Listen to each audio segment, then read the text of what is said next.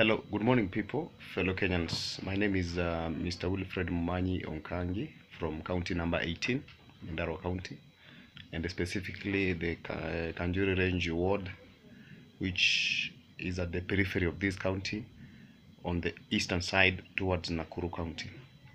I am a potential aspirant of the docket of MCA in that same ward, and I'm very pertinent, and actually I always like indulging myself in positively transforming our systems, especially the electoral systems. Matters of elections, both general and by-elections, are matters that I take serious, and I have a few lessons that I've learned from the very recent completed general election, by-elections from various parts of our republic. And to be very specific, the Kiambaa by-elections and the Muguga ward by-elections. I have made a very small piece here to discuss with you guys on what we are supposed to do as a people of this nation, and of course all of us as stakeholders, from the commissions like IEBC, from the overseers, from everybody else, actually from the voters and everybody. We are all stakeholders, and we need to make a few adjustments. We are moving on well, because I'm seeing our nation moving to a very peaceful kind of elections, and unlike what most people can talk about. People say the wars of the drumbeats of war are coming, but I think no. I just want to be very honest with you guys that we are moving towards the right direction. And first of all, I want to congratulate the people of the people that won all the by-elections, and tell them that it is now the right time to work for all these people, whether they voted you or not. I would want to congratulate the people that won, especially the MP for Kiambaa constituency, that MCA from Muguga ward. And of course, I'm not limited to also thanking the commission for doing a great job, because I am seeing a very powerful IEBC that has not been well constituted, but soon we know very well that the interviews are moving on, and we shall be having this IEBC constituted in a very stable manner.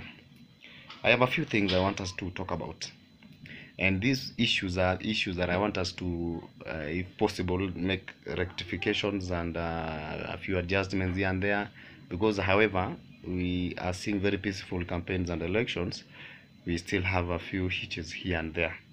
We also have a few people that we would want to tell to adjust positively, so that we can move together as a nation that is supposed to be an example in Africa, and of course a nation that is ready to showcase a very good gesture, worldwide. Number one, it has come to my notice that the voice of the people is more powerful and even stronger than these purported imaginary things that we hear of, deep state and I don't know, systems and what have you. It is very evident, because I'm very sure you have seen how the people have voted.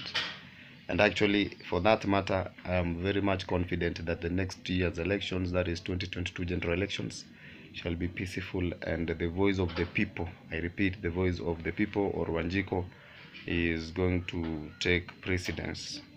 Number two, I think IEBC is ready for the 2022 general elections, from what they have been able to see. There are so many people that have tried to interfere with the working of IEBC, people that have tried to do what we call encroachment. A few people want to enter into the IEBC and try to disrupt a few things there. So it has been very candid, and that shows that IEBC is actually ready to conduct these coming general elections campaigns, especially in these wards and constituencies that were holding by-elections, have been very peaceful.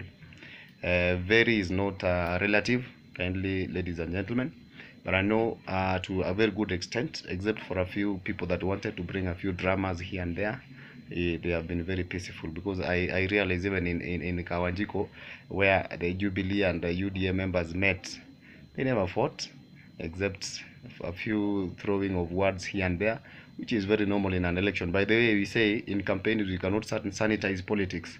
Politics is not supposed to be sanitized, but it's supposed to be controlled in the way we attack each other. So campaigns are looking forward to be very peaceful, and we are negative. We are opposed to what we call negative and violent campaigns. A good number of legislatures, this is a very serious point to note, ladies and gentlemen, are very obedient to following the stipulations of IEBC on what and how they should carry themselves before, during, and after campaigns, and before, during, and after elections. And for that matter, 80% of our legislatures, I will not be able to say names here or give names, but I will give a specific percentage that 80 to around 85% of these people have carried themselves in a manner that is required by IEBC, except a few like 20%. And the Kenyans, I want to just state here, I am allegedly going to say something that is trying to give an example. For example, I would say Amos Kemunya is alleged to have tried to interfere with the campaigns, I mean the elections, because there was a directive that was given that no legislature should be found anywhere around the election, the stations. But Amos Kemunya, our member from Kipipiri, was found hovering around, and maybe because of fears, but that one is understandable. But apart from him, and at some point in Juja, we also implicated the Governor Nyoro. Let us say these things candidly and point blankly, so that we can avoid these mistakes. Moving forward. Apart from this 20%, because these two represent the 20% that or 15% that is going to maybe bring problems, but you can still contain them. Another thing is the concede factor. Once you've been defeated, maybe you've become number 2 or 3 or something, it is always good, and it is always very professional to come out clear and say you accept the defeat, because I have